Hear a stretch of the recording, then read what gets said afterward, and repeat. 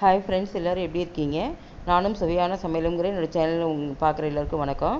என்னோடய சேனல் உங்களுக்கு ரொம்ப பிடிச்சிருந்ததுன்னா லைக் பண்ணுங்கள், கமெண்ட் பண்ணுங்கள், சப்ஸ்கிரைப் பண்ணுங்கள். மறக்காமல் பக்கத்துலேயே உள்ள பெல் பட்டனையும் அழுத்துங்க. அப்படியே ஷேர் பண்ணிவிடுங்க. தேங்க்யூ. இன்றைக்கி நம்ம என்ன செய்ய போகிறோம்னு பார்த்தீங்கன்னா, லெமன் பிக்கிள் தான் செய்ய போகிறோம். எலுமிச்சை ஊறுகாய். இது உப்பு எலுமிச்சை ஊறுகாய். இதை நம்ம தாளிக்க போகிறதெல்லாம் இல்லை. நம்ம ரொம்ப நாளைக்கு கெடாமல் வச்சுக்கிறதுக்காக இன்றைக்கி எப்படி செய்யலாங்கிறத பார்க்கலாம்.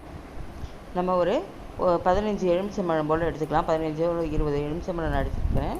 இதை வந்து நல்லா சுத்தமாக கழுவிட்டு ஒரு துணி போட்டு நல்லா துடைச்சிட்டு வச்சுக்கலாம். இந்த ஊறுகான்னு போட்டாலே நமக்கு அதில் கொஞ்சம் கூட ஈரமே இருக்கக்கூடாது.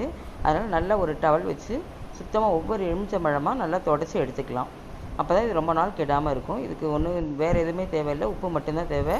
இப்போ நம்ம எப்படி செய்யலாங்கிறத பார்க்கலாம். இந்த எலுமிச்சம்பழம் ரொம்ப கனிஞ்சதாக இருக்கணும் அப்படிங்கிறது கிடையாது. கொஞ்சம் காயாக இருந்தாலும் பரவாயில்ல. இல்லை நம்ம எந்த பக்கம் கட் பண்ண போகிறோன்னா 2 பக்கமும் இருக்கும். ஒரு காம்பு உள்ள பக்கமும் ஒரு நுனி பக்கமும் இருக்கும். நம்ம இது வந்து 2 சைடில் எந்த பக்கம் வேணாலும் கட் பண்ணிக்கலாம்.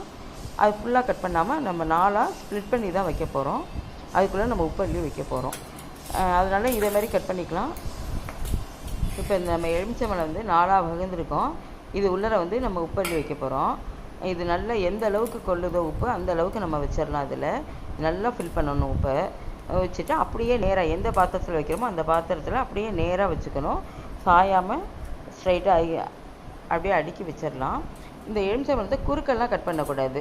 நான் இந்த காம்பு நுனி பக்கம் இருக்கிறத பார்த்துட்டு நம்ம அந்த இடத்துல கட் பண்ணால் தான் அது ரொம்ப கரெக்டாக இருக்கும். நமக்கு வைக்கிறதுக்கும் எல்லாத்துக்கும் அரேஞ்ச் பண்ணுறதுக்கும் கரெக்டாக இருக்கும். நம்ம ஒவ்வொரு கீத்தாக அது எடுத்து சாப்பிடவும் அது ரொம்ப நல்லா இருக்கும். இப்போ நம்ம வந்து இந்த மாதிரி ஒரு பிளேட் ஒன்று வச்சுக்கிட்டோம்னா நம்ம வைக்கிற உப்போ இல்லை இந்த எலுமிச்சம்பழம் கட் பண்ணும்போது விழுகிற ஜூஸோ எதுனாலும் நான் அந்த பிளேட்லேயே கொட்டிடும். அதனால் இந்த மாதிரி நான் ஒவ்வொரு எலுமிச்சம்பழமாக எடுத்து கட் பண்ணி வைக்கிறேன். அதை நேராக தான் குத்துக்கு அப்படியே வைக்கணும். சாட்செல்லாம் வச்சுட்டிங்கன்னா அந்த எலுமிச்சம்பழம் வந்து கசிஞ்சு உப்போடு சேர்ந்து கசிஞ்சு தண்ணி மாதிரி ஃபார்ம் ஆகும். அது வந்து ஒன் சைடாகவே கொட்டி அது ஒரு பக்கமாகவே போயிடும். அதனால் நீங்கள் ஸ்ட்ரைட்டாக அப்படி குத்துக்கு வைக்கும்போது தான் அது ரொம்ப நல்லாயிருக்கும். நீங்கள் இதே மாதிரியே நான் எப்படி செய்கிறேனோ அதே மாதிரியே நீங்கள் பார்த்துட்டு வைங்க.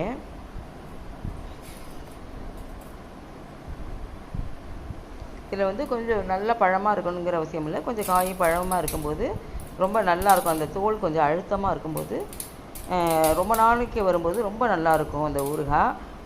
ரொம்ப கனிஞ்ச பழமாக இருந்தால் சீக்கிரம் சாஃப்டாகி ஒரு மாதிரி தோல்லாம் பிச்சுக்கிட்டு போயிடும்.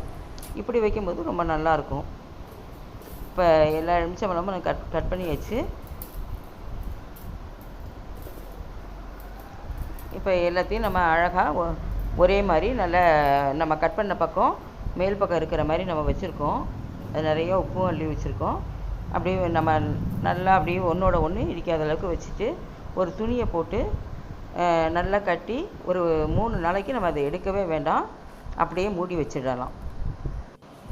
அதுக்கப்புறம் நல்லா வெயில் படுற இடமா பார்த்து நம்ம எடுத்து வைக்கலாம். இதை இந்த மாதிரி உப்பெல்லாம் கசிஞ்சு அதில் தண்ணி விட ஆரம்பிச்சிருக்கோம். இப்போ நம்ம லேசாக அதை குளிக்க விடலாம். இப்போ குளிக்க விடும்போது அதில் தண்ணி இருக்கும். இப்போ இதிலே பார்த்தீங்கன்னா தெரியும், இதில் தண்ணி விட்டுருக்குது.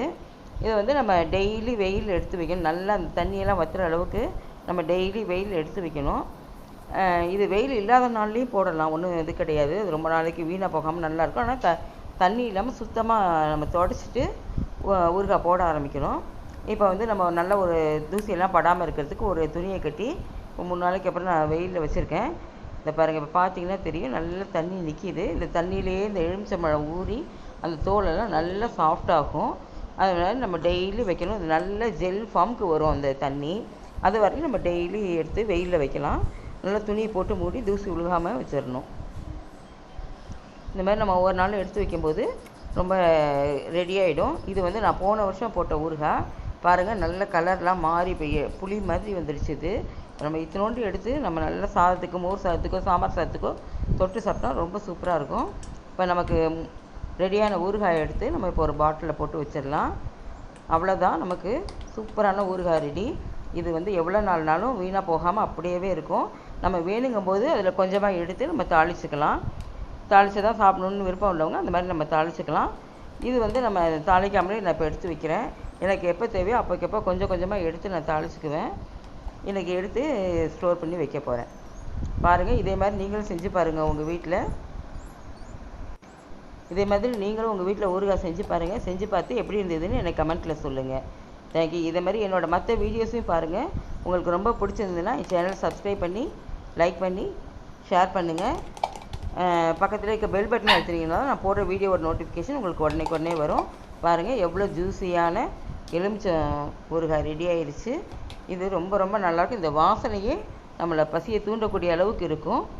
ரொம்ப டேஸ்டியான ஊறுகாய் தயாராகிடுச்சு. இப்போ நமக்கு இந்த அருமையான ஊறுகாயை நீங்களும் செஞ்சு பார்த்து எப்படி இருந்ததுன்னு கமெண்ட்டில் சொல்லுங்கள்.